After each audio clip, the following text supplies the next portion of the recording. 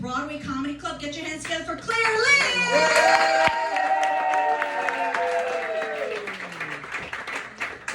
Wow, great crowd. What's up? Yes, my name is Claire, or we all look alike, so you can just call me like number 4. 5? How many are we at right now?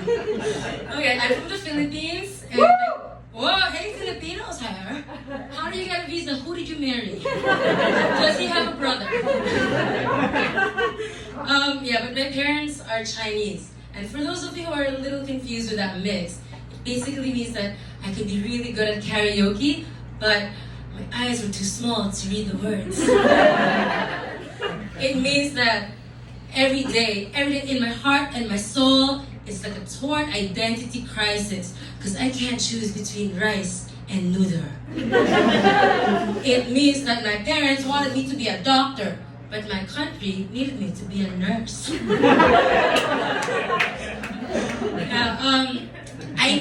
I knew from the beginning, even before my body touched Philippine soil, that I wasn't really Filipino. I knew that I was made in China. I knew that I was a cheap Chinese baby from day one. Day one, my childbirth, right? My dad knew that labor is hard. He knew that he had to get me out of there as soon as possible. And most importantly, he knew that their love language was saving money. So as soon as my mom started crowning and like my little hand was popping out, my dad was like whispering in my mom's ear. He went, "Honey, the room here is $875 per night." I ricocheted out of my mother's vagina faster than you can say push. Fastest childbirth that hospital has ever seen.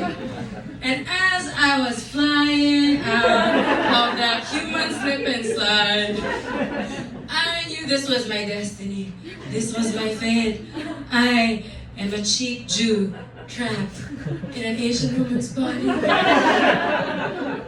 I put the poor in Yom Kippur. Today is Yom Kippur Day. I learned about it last week and I was so proud. But I did come from a very cheap household though. And all of you can relate. Y'all look like my brothers and sisters and I'm in therapy right now. Yeah. It was a very cheap household. So like I didn't even know until I was like 11 that ketchup came in bottles. I thought it only came in free sachets. Hey Claire, you just moved to America a year ago. Have you heard of McDonald's? Yeah? The ketchup charity, have I heard of McDonald's? Well, I know American things. All of our table napkins were sponsored. It was like Taco Bell, Burger King, Starbucks. Ew, that one's fancy. Whenever I use Starbucks, my mom would be like, "No, Claire, no. This one we save for Christmas." Then dusting off the breadcrumbs from my mouth. Yeah. Expiration dates did not exist in my house. Just didn't. If you tell my parents about expiration dates, they'll think you're insane. They'll think you believe in conspiracy theories. I was like, "Mom, I think this milk has gone bad." And my mom was like, "No. No, Claire, it no bad. See, Claire, this before eat meat, and now eat yogurt. Delicious." I'm like, "Mom, but there's mold inside." "No, no mold. Eat probiotic." She like chopped up some expired bananas and throw it in their drink. Yeah. It's a very weird household though, right? Because my parents actually had an arranged marriage. So in addition to all the cheap stuff, yeah, I know, a real live one. I've never seen them like hold hands or hug or kiss. In fact, like I went to my friend's house when I was like 6 or 7. You know, my parents always slept in separate beds because it was an arranged marriage. And I saw that my friend's parents had one bed. And I was like, "Oh my God, are you guys also poor? Do you make your own yogurt?" Yeah, no, but having like that childhood, I feel like has scarred me for life, guys. I feel like my standards are so high now because I'm so afraid to be in a loveless marriage. So it's like very unreasonable, my asks. Like if you don't floss, oh my god, don't even look at me. Don't even smile at me. Like if you can't fold a fitted sheet, thank you, next. Ew, watch a TikTok video, loser.